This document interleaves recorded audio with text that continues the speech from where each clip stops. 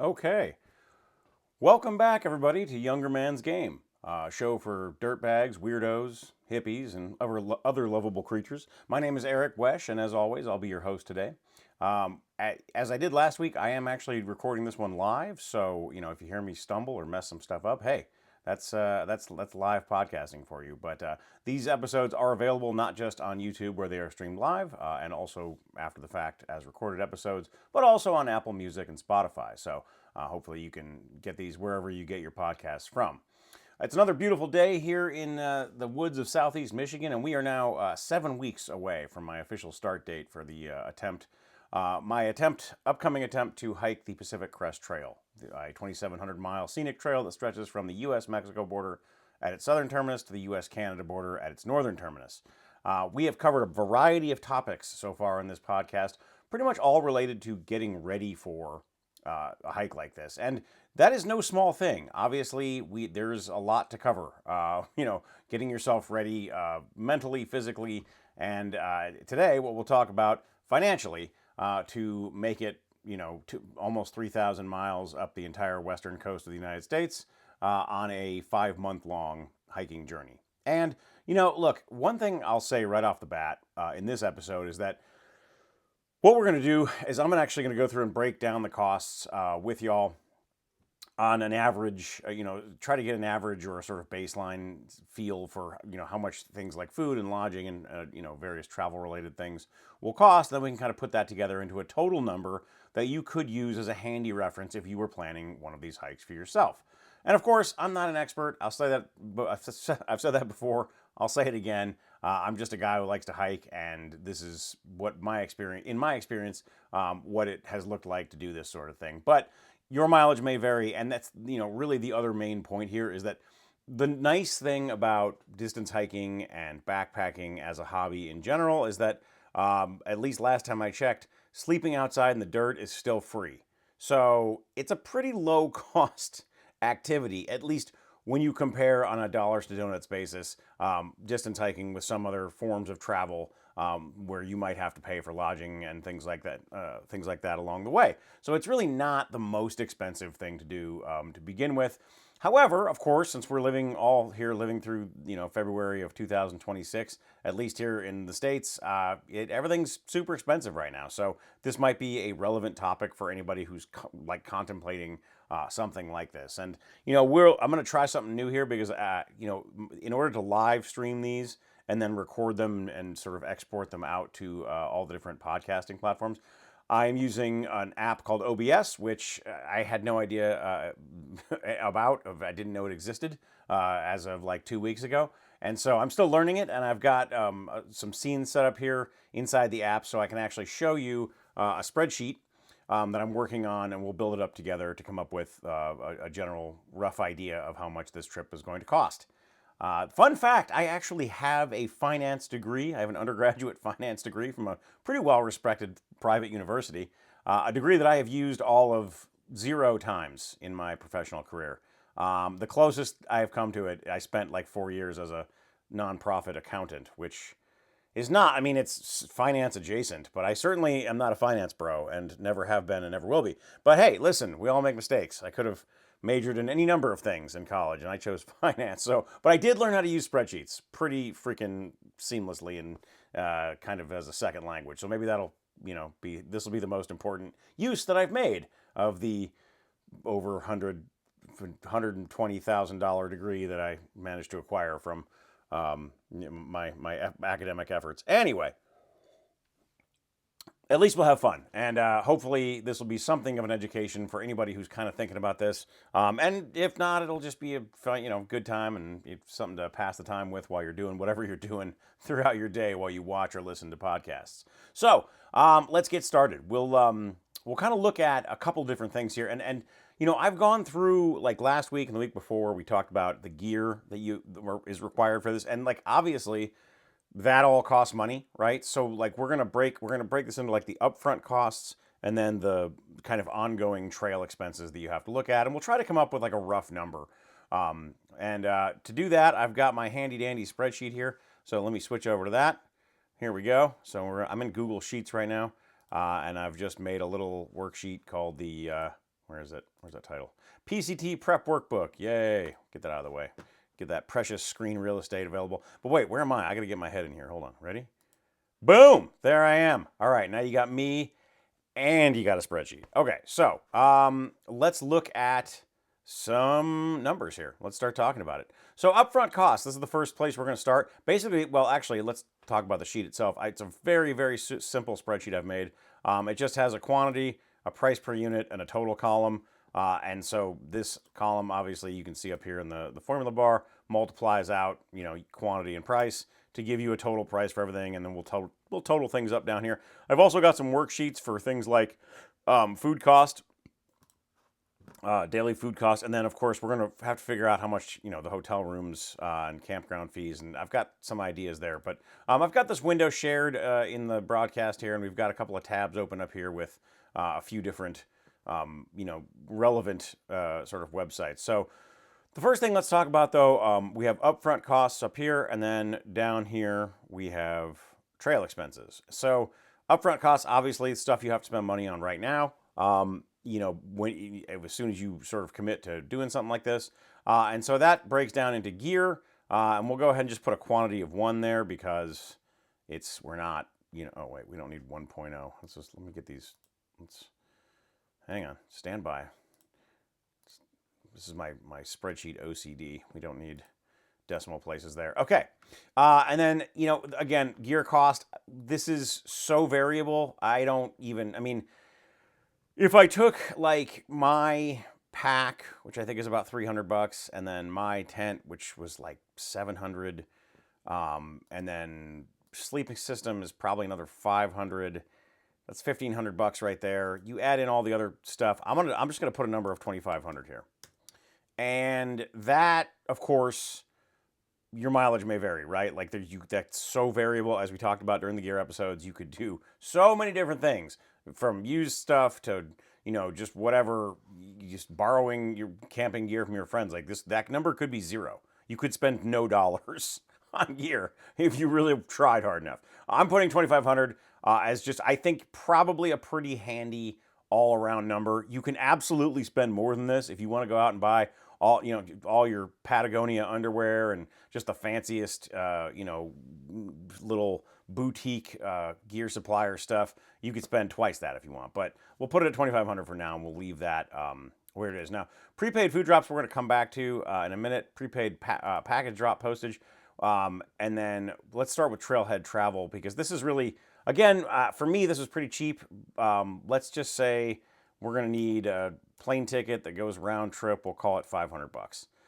And then you've got a shuttle. If you're like, for those of us starting at the southern terminus, there's a shuttle that goes from the airport out to the trailhead. That's like $75. So I'm just going to round this up to 600. And we'll call that Trailhead Travel, because that's got a round trip ticket in there too.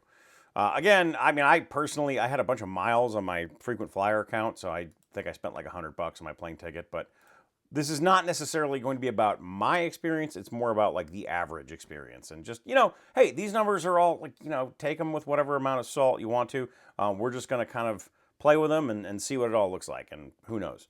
Okay, so when it comes to the food drops and postage, this kind of depends on how crazy you want to get with the, and if you go back to the food episode, we talked about, the strategy of like sort of foraging in town as you go versus having, pre-purchased, made and mailed packages ready for you at stops along the route. And this, again, is a very personal choice. I can't tell you what's right. I know that for me, I'm going to be doing probably more of a food drop strategy than a foraging strategy, but it's definitely going to be a combination of both. For our purposes, let's just say you do, let's say we mail 5 food drops along the way, one about every 500 miles. It's probably going to be more than that for me, but we'll say 5 food drops. And then the price per food drop, we're going to come back to. Package postage is just going to be the same as whatever this number is, because you're going to be mailing the things that you make. Let's say it costs, $25 to mail each package. So there you go. Let's talk about the food drop price in a minute. But right now our upfront total is, let's see if we just sum that up. Yep, there we go. We got about $3,200 just right off the bat, before you even get, toe into the dirt. You're already $3 grand in. I'm telling you, man. Nothing's cheap right now. But again, as I pointed out, there are ways to get this number down, especially up here in the gear department. There's all kinds of things you can do there if you want to lighten that load. All right, getting down to trail expenses because I want to talk about food cost first. So if I roll down here, so I want to calculate a daily food cost, and what I'm going to do basically, if I go down here, I've got a food worksheet. There it is, food drop worksheet right here. I'm going to put a little box around that, just for my own sanity purposes. Let's see, I need my stand by. There we go. Boom. All right. So there we go. So we got our food cost worksheet. So what I've done is I've opened up a Walmart tab here, and we're gonna fill our shopping cart with enough food for 5 to 7 days. We'll call that a food drop. Let's assume we're just gonna be mailing ourselves about a week's worth of food at various locations. So let's go over here and let's do some shopping. First thing, the most obvious all around, yeah, ramen noodles, baby. Oh, there we go, right there. All right, so let's see. Everybody's favorite. Here we go. Good old Maruchan chicken flavored ramen. Absolutely standard stuff. We'll do a 6-pack on there, assuming you're eating one of those a day. $2. Look at that. Talk about a value food. All right. So we'll get that guy in there. What was I talking about? The Pop-Tarts, I think? Yeah, we'll make some Pop-Tarts for breakfast here. Let's see. Let's see what we got here. All right, we got, oh, okay. So, where my strawberry, frosted strawberry Pop-Tarts? But they have they have protein Pop-Tarts. I wonder if those are gross. I'm gonna go with the regulars. All right, let's see. This is an 8 count. Sure, fine. Throw that in there. Great, awesome. Tortillas, obviously, gotta have them tortillas. Burrito size. The Big Daddy tortillas. There they go. Okay, Mission tortillas, flour. Yeah, how many of those? That is 8 count. There we go. Boom, into the cart you go. Let's see if we can get some bone broth. I don't know if they have the dehydrated broth sticks. Let's see what they got at Wally World. So let's see. I'm not seeing them. Oh, there we go. There we go. Right here. All right. The Bare Bones broth sticks. Can't really see that on there. So those are, yeah, eight of them. So that's about a week's worth. Beef flavored. 10 grams of protein per stick, man. Love it. Okay. I'll throw that in there. What else did I have in there? I think I had, some, what would you even call this? Like packaged chicken? Chicken in water? Let me see. This is that like, yeah, they have it, but this is all canned.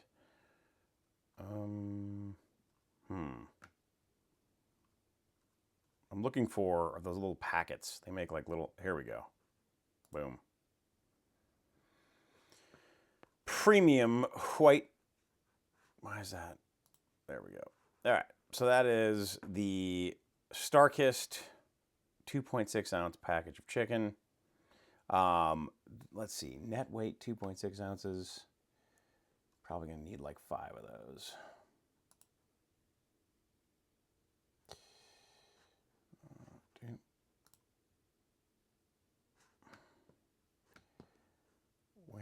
Hold on, guys. We got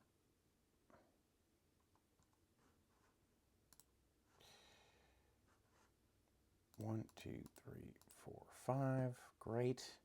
Okay. Getting back to it. I forget what else I had in that my food example, but we got ramen. Oh, instant potatoes. Idahoan potatoes. Potatoes. All right. Go. Get a little Samwise Gamgee in there for you guys. All right. 4-ounce mashed potatoes. Sure. Fine. Here we go. Add to cart. We'll do 3 of those. Cool. Make sure that's in there. Okay. Cool. Squeeze peanut butter. Gotta have that PB&J breakfast burrito, you know what I'm saying? Absolutely. No, you don't know what I'm saying, but some of you might know. If you know, you know, as the kids say. Here we go. Jif peanut butter tube. We'll stick 2 of those. Nah, one's good. Let's make that last. Okay.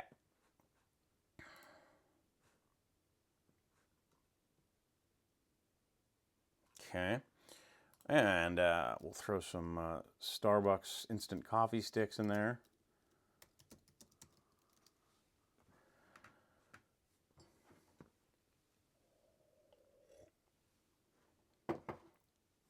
Okay, let's go with, there we go. Looks like 8 servings of instant coffee. And what else? Oh yeah, get some dried fruit. Gotta have a little fiber in there, you know?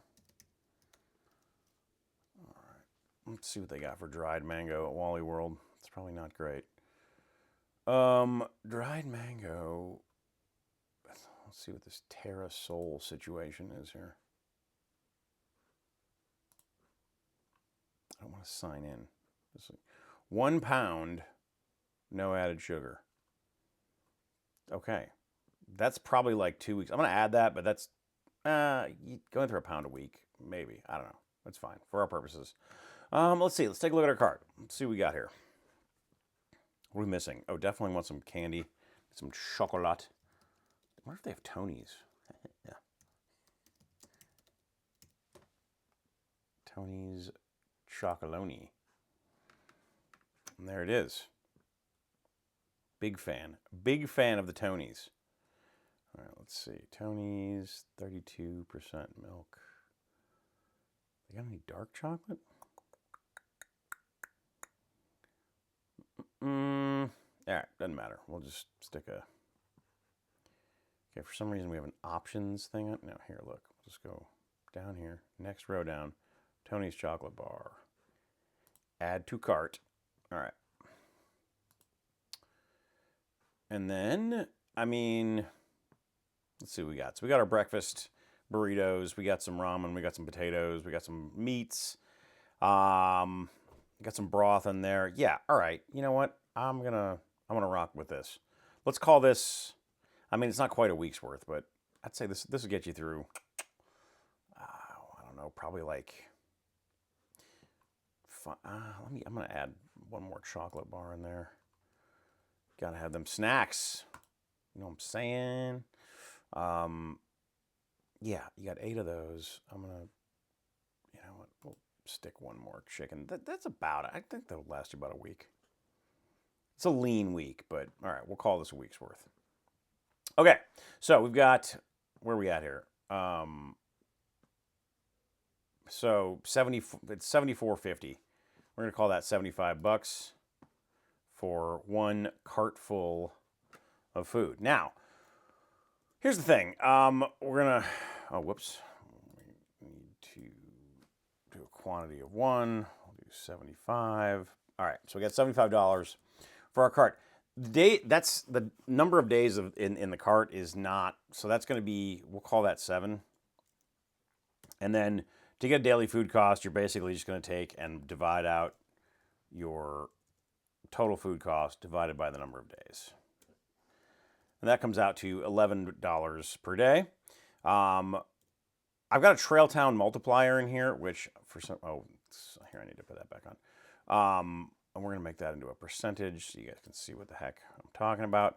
Trail Town multiplier. I don't think you guys can see this because I've managed to get myself over onto, here we go. Okay, yeah. So Trailtown Multiplier, what is this? What are we talking about here? So this is, sorry, I knew this was going to happen. I'm like in OBS trying to scroll through my spreadsheet. It's extremely confusing. Sorry, y'all. This is, I don't know that much about this app, and I'm still learning, so bear with me. But basically, so we've got one cart full of food for $75. That's about 7 days worth of food, which gives you an average daily food cost of $11.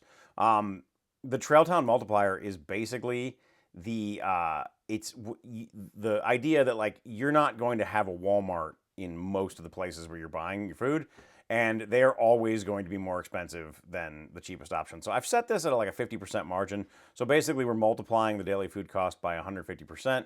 In other words, 1.5. And so we're taking the total of I should probably make a little. Well, I mean, whatever that works out to, it's like 16 bucks. And then you take that and multiply by the number of days in the trip, and you've got a total food cost down here of about 2,400 bucks. Again, this assumes that you're, buying all of your food in the grocery stores, which you're not. But let's just roll with it for now. I think it's a good enough estimate to get us going. So if we come down here, we got a daily food cost right here. I'm just going to go ahead and make that equal to the number that our worksheet came up with down here. Where is it? It's down equals that. Nope, not total food cost. Equals daily food cost. There we go. Get out of here. Don't want anything. Okay, so now we go back up here. We have our daily food cost. And I'm also going to take my food drop here, and I'm just going to have that equal to our cart, because it's probably good enough for what we're doing here. So, okay.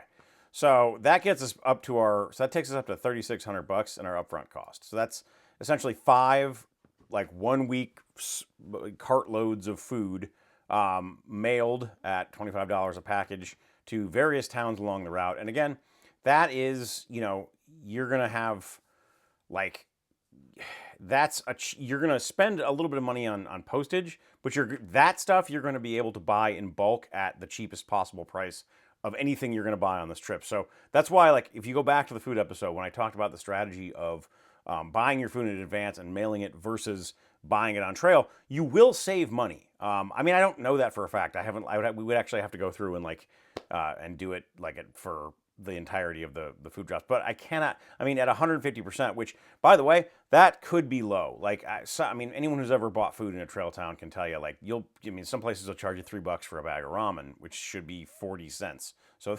you're marking it up way more than 1.5 times at that rate. So,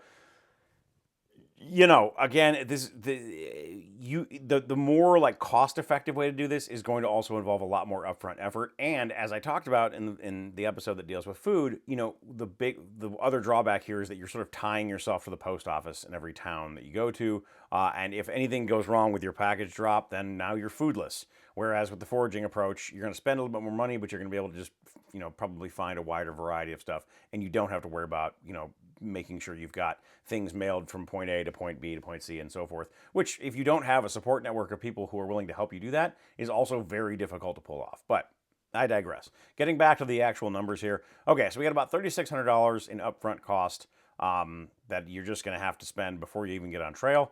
Getting down into our trail expenses themselves. The main thing here when it comes to the money that you're spending on trail is going to be food. And so let's say you got, this shouldn't be 11. That's quantity. My bads. This should be 11. And I'm going to roll down here to our food worksheet, grab my daily food cost. There you go. Now we'll go back up. Oh, it's actually not. It's $10 and what is that? 71 cents. Okay. So $10.71 per day. We're going to call that 150 days. And there you go. There's 1,600. So why is that different? Oh, because that's not multiplied, actually. I need it. Okay, sorry, guys. I'm going to need a daily food cost that has the multiplier in it. And I was lazy down here, and I just did it all in one cell. So I'm going to have to break this out and give us another Column, another row here, which means you guys get to watch me just enter info into a spreadsheet, which I cannot imagine is terribly interesting, but in case it is, you're in luck. You have people who like spreadsheets. So let's go daily trail adjusted food cost. And that's just this number, this 1071 number, which let me make it less confusing by having that.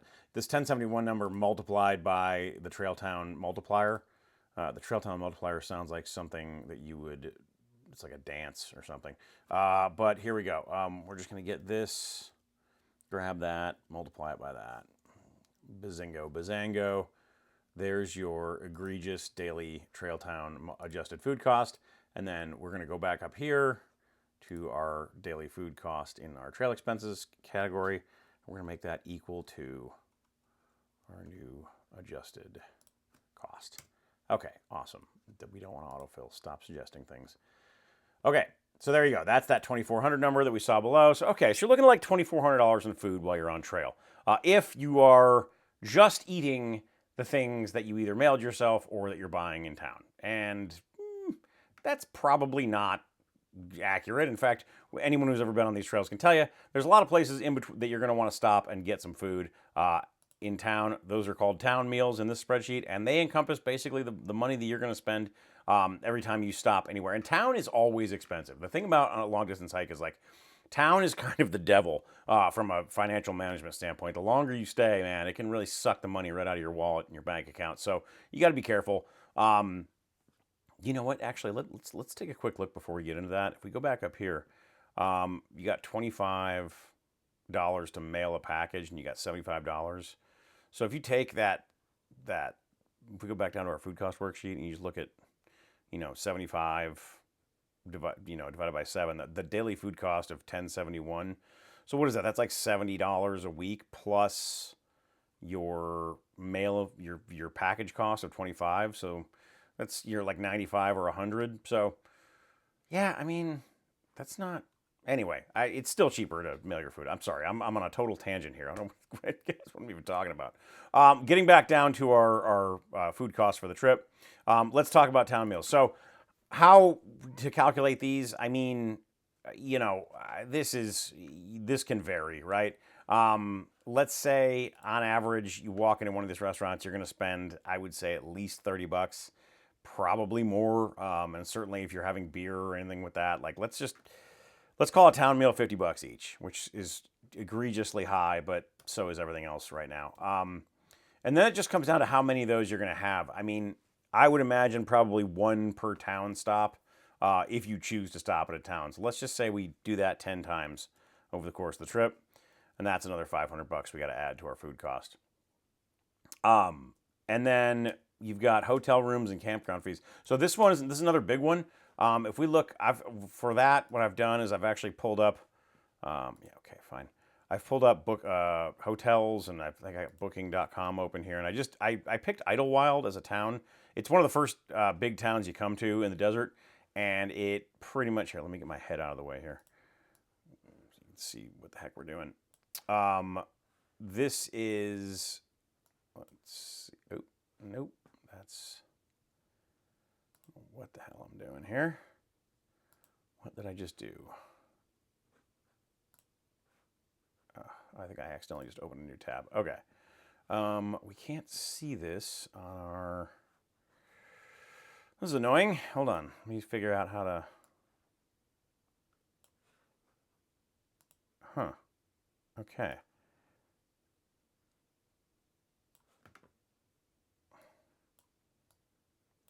Okay, there we go. All right, so I've got a few different. I just pulled up like a one night, one person stay. Got Idlewild Inn is at 170. Keats Pines Retreat at 135, and then they go up from there. There's one at 255. So let's just take an average of the cheapest three, real quick. Go over here. Let me put my head back up in the corner here for you guys. And so I've got let's go down to I got a little worksheet down here for that. Okay. So you can see I've just taken 3 hotel prices here, and I think if I remember, let's see, it was 135, 170, and 255. 70, 255. Let's just average those.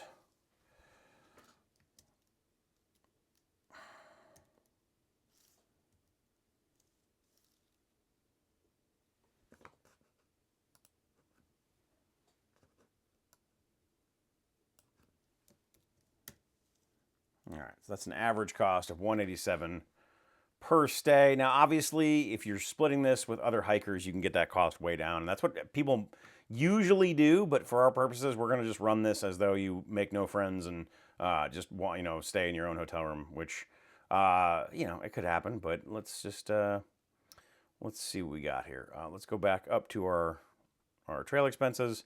We'll go to hotel rooms and campground fees, and we're just going to stick.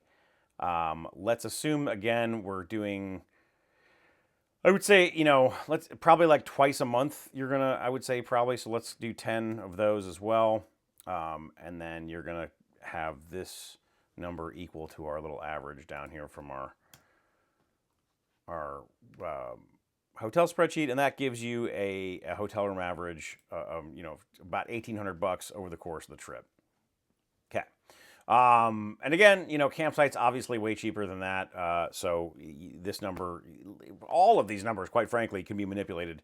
And you can save a bunch of money by doing a lot of different things, from sharing rooms with people to making sure you're choosing your town meals and the cheaper places to eat. Obviously all the different food strategy stuff can change those numbers. But again, this will just give you a kind of something to look at as a general how much money do I want to try and set aside if I'm going to do something like this. That's kind of the point of this episode.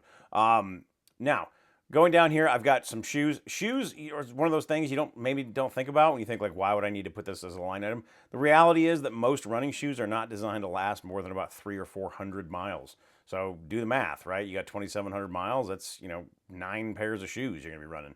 Do you need to change your shoes every 300 miles? No, in practice you don't. You need to change your shoes as often as you need to change your shoes. And trust me, you'll know when things are falling apart and you got holes in them and the soles are falling off, then it's a good time to go get yourself a new pair. If you're me and you have ridiculous size 14 wide feet, you're going to have to buy stuff on the internet and mail it to yourself. Every town, not every town, but a lot of towns you stop at when you go to these places, they will have at least one outfitter. Sometimes if it's a bigger town or if you're near a bigger town, there'll be a sporting goods store you can stop at, REI or whatever. But again, those are as soon as you get up size 13 and up, the selection gets super grim. And for me, I know that just the shape of my feet and the way this was the biggest problem I had on my last attempt of the PCT.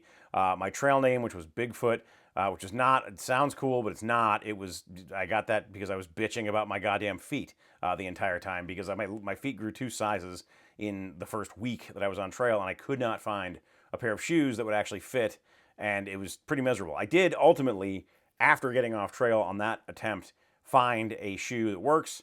It's the New Balance Hero or Hero. I don't know how you pronounce that. I've got a tab open here, which we can go find this guy. Let's see. Let me just search it real quick.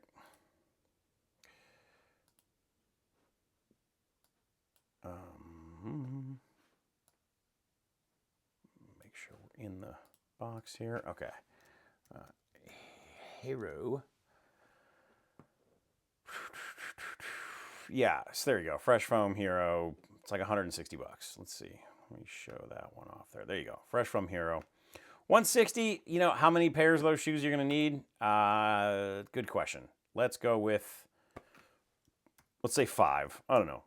But that's $160. That's 5 pairs. And this raises a question that is not necessarily financially relevant, but is actually logistically relevant, which is if you're someone who has a shoe size or a need when it comes to footwear that means you're not going to be able to shop for your shoes at just a regular town store, what do you do? And the answer there is, there's a couple different ways to handle it. In my case, because I have an absolutely awesome little support crew, people who have agreed to mail me stuff, I'm just going to set their mailing address and buy things online, have them mailed to them, and then they can forward them to post offices that I'm going to be at along the way. If you're doing this solo or if you're doing this from another country, honestly, like Amazon is kind of your best friend here because you can set up all kinds of shipping addresses for Amazon. You can send things all over the place. You know, you're going to have selection issues, obviously, but like you can also usually do that with online retailers. You can just put in a shipping address, and it doesn't necessarily have to be the address that's associated with whatever account you have or billing information. They can be different. And so, yeah, you're just going to be kind of mailing yourself stuff. The internet has made life a lot easier when it comes to that. But it is something, you know, I mean, you look at it on the sheet here and it's like, well, $800 for shoes is a lot of damn money for something that you wouldn't really think about normally. You wouldn't think it's like, well, I just put my shoes on and go. The reality is, no, you're going to have to replace those things along the way. So there it is. And then lastly, I've got down here, I've got, there I go again. I'm clicking the OBS. I'm not clicking the spreadsheet. Gear replacement and repair. So this is one of those things where who knows? It could be zero. It could be a lot more than zero. You're going to want to kind of build in a margin to whatever credit card or savings or however you're doing this. For now, what I'm going to do is I'm just going to set it to 10% of our total gear costs. So let's just do equals, let's go up here, boom, divided by 10. All right, there we go. So we're going to spend $250 on gear replacement, and that is almost certainly low. I mean, yeah, you know what? Let's do 20%. We'll double that. All right, yeah. So let's say you spend $500 on various, you know, whatever you like. Lose your headlamp, as if you're me, you lose your headlamp or whatever. There's all kinds of things that can happen on trail that you're going to require, you know, that you're going to have to spend money on. So that total, then we come down here to services and subscriptions. So first up, you got your Garmin. You're gonna have to pay for a monthly for that. Let's take a look at that and see what the cost of a Garmin membership is. I forget how much they charge. Subscription plans. There we go. Let's scroll down here. Connect Plus, premium features. Let's see. I forget what the filter and sort. Let's go to filter and sort. And let's choose outdoor recreation, shop by feature. Okay. Outdoor maps. We don't need, InReach. Here we go. So InReach is the little device that I'm going to be carrying that will be kind of the SOS button, as you can see here on the little icon. The consumer plans, if you do let's see, the plan features, if you scroll down here, I mean, you could pay, you know, a little to a lot depending on what you want.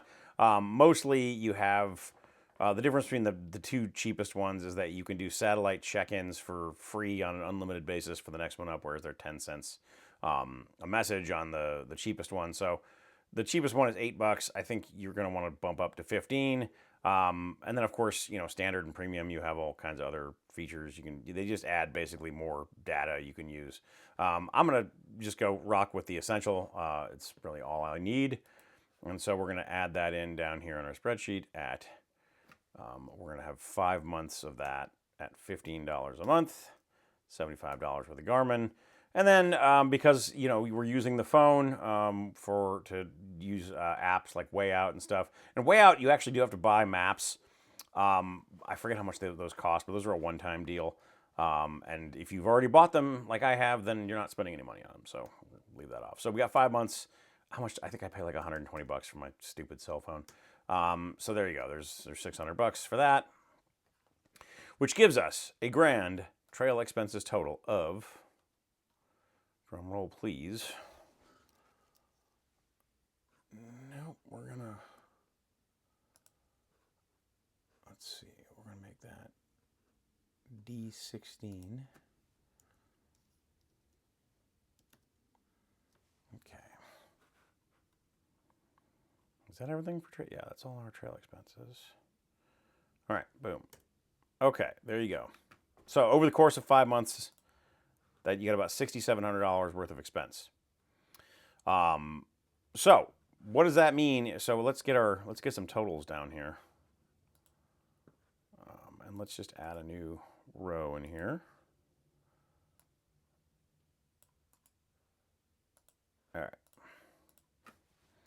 Total trip expenses. And we're simply going to add up, we're just going to add up our upfront costs right here and our ongoing trail expenses here. All right, and there you go. 10 G's, $10,352.40. So by no means is that a small amount of money. However, when you consider that it's, being sort of spread out over 5 months, it's not bad. It's like $2,000 a month, which, since this is technically a recreational activity, I guess you'd have to compare that to like a vacation or something. And I can't imagine a 5-month vacation for $10,000 doing pretty much anything else. That said, it's a chunk of change, right? I mean, even if you just take the monthly the expenses you're going to have to lay out for while you're out there, still, almost $7,000, which, that means like basically if you're just going to head out and you've got all your gear, like you got to basically have, either $7,000 of cash or credit to pay for all the things you're going to have to encounter on trail. Again, this is a very movable number. And look, you want to save money on this trip, there's all kinds of ways to do it. Like this one right here, if you go to hotel rooms and town meals right there, you add those up, that's, $2,300. So that's a third right there. That's a third. You can reduce your total expenses by a third by not, eating town meals, by not staying in hotels. And of course, if you are staying in hotels or campgrounds, if you were splitting that cost, there are ways to get that down. Daily food cost, again, that number's probably a little high, but not really. I mean, I think ultimately, like, I kind of just ramshackled a cart together, and the fact is, like, you're gonna be buying different stuff, and you'll find as you go that some stuff is more to your liking than others, and the reality is you could easily spend twice that on food if you really wanted to. But I think that's like a good kind of low ball way, kind of average low ball kind of dirtbag hiker cart. If we go back over here and look at the Walmart, I think if we go back here and look at this cart, I mean, that is enough. I mean, you're looking at, I would say, like, my like back of the napkin, or just the way I think about it is I plan usually to spend like $100 a week on food. And what are you looking at here? I mean, 5 months, let's just do that real quick. 5 months, what is that, divided by or times 4 is like 20 weeks, so equals this divided by 20. Yeah, I mean, that's like $120 a week for food. If I guys can't even see that. What I did in this little cell here, you can see it's highlighted, is I just took the total food cost, over 150 days, and I just divided it out by 20 weeks. And that's, look, $120 a week on food is like, that's kind of, it would be low if we were talking about buying groceries. I mean, at least here, it's living off $120 a week of groceries is actually quite difficult. This is obviously a lot of like dried goods and ramen and stuff, so it's a little bit less expensive. I think it can be done, and it could probably be done for less than that, but I think that's a pretty reasonable estimate. Going down here through town meals, again, this one's the killer. Like, this right here is like, you got to get this down as low as you can, and it's tough. I'll tell you that right now. That's going to be because, first of all, if you've been walking for a week through just wild places, and you're in that calorie deficit we were talking about, and you're hungry already, and you've been eating nothing but like ramen and tortillas for 5 days straight, and you go to a town where you can get like a burger. I mean, you're gonna want to get that burger. Like, it's gonna be almost impossible to say no to that. And that hiker hunger, shit, man, you're gonna go in there and want to order 2 meals. Not to mention, if you're hiking with other people, they're probably all going to want to stop. So like, you gotta be as careful as you can with this line item, the town meals. And I didn't include in this like all the beers, because like, look, you go into a town, there's definitely going to be like the opportunity to buy a case of beer and take it back to your campground or whatever. And that stuff adds up. So it's in terms of if you're doing this like I am this year on an absolute shoestring of a budget, this is where the first place you gotta just knuckle down and cut out. And like, that's tough. It's really tough to do that. So you gotta. That's why I think I'm leaving this alone in the budget, because this is, I think it's a realistic case, right? Like, yeah, I'll stop 10 times over the course of 5 months. Like, maybe I could do 8 times or 7 times. Like, maybe I could, find a cheaper, if there's a place with like a McDonald's or something, so it's like cheaper. I know the food is really gross, but like, there are ways to get that number down, and still kind of have the experience of like stopping and enjoying yourself when you're in town. But in general, get the hell out of town. Keep going. stay as long as you need. Like, do some laundry, fix the hole in your air mattress, and then keep walking. Get back out, because you know where it doesn't cost any money to sleep? The ground in your tent, which is that way. Just keep going. Just keep going past town. Free lodging ahead. Um, and then, of course, like, I don't know. I mean, yeah, maybe you use less pairs of shoes or whatever. Gear replacement, who knows? That's kind of a crapshoot. You got to get like MacGyvery with your gear sometimes, and like I carry duct tape and thread and a needle for this exact reason, because sometimes you just can just fix stuff on the fly and keep going. But yeah, that's kind of it. So we're looking at between the two numbers, somewhere between $7,000 and $10,000 of total expenditure, and like that is how you come up with that is up to everybody. I mean, I was just talking to somebody I met on the trail a couple of seasons ago. He's talking about he's going to sell his car, and like that's definitely on the table for me too. It's about the only thing I own as a car, and I think it's worth like $3,000, so it's not going to get me that far. But I've also managed to find employment here for a while now, and I've been socking away as much money as I can, and that's just look, at some point you got to just kind of run what you brung, and I'm fortunate in that I have all this gear already lined up, so I don't have that big chunk of money to look at. And it's just going to be, maybe I'm just going to have to lean out a little bit and just tighten the belt literally as I'm, my body eats itself over the course of these 5 months, because I don't quite have the budget to be staying that full. I could lose a few pounds, so I'm not worried about it. But anyway, that's kind of the big picture for finance stuff. I hope this has been an enjoyable and possibly even educational, episode for you. By no means is this the cheapest hobby, but I think it's when you look at like the experience that you have for the dollars that you spend, this is one of the most value oriented things you could possibly do with your time. I mean, I can't imagine doing something for 5 months that takes you to as many different places and allows you to see as much of the world as you can doing this for that amount of money. Frankly, it's a relatively low cost leisure activity as far as such things go. Now, this all assumes that you're fortunate enough to be able to do that sort of thing, and that you're willing to, I guess, at some point, at some level, just kind of sacrifice whatever you have to have this experience. But that's life. We make choices, and you gotta work with what you got. So that'll do it for our episode 5, actually, the 6th episode, entitled episode 5. Which, you do the math, since this is a more math-heavy episode. Thank you guys for joining me. I look forward to seeing you all next week. Next week, we're going to have a special guest. We're going to talk about how to take care of your body when you're on trail. Things you can do to kind of keep yourself in good health and functioning in good form while you're asking so much of your body on this trail and doing the things that you have to do to distance hike a trail of this length. Until then, hope you all have a great week, and we'll see you soon.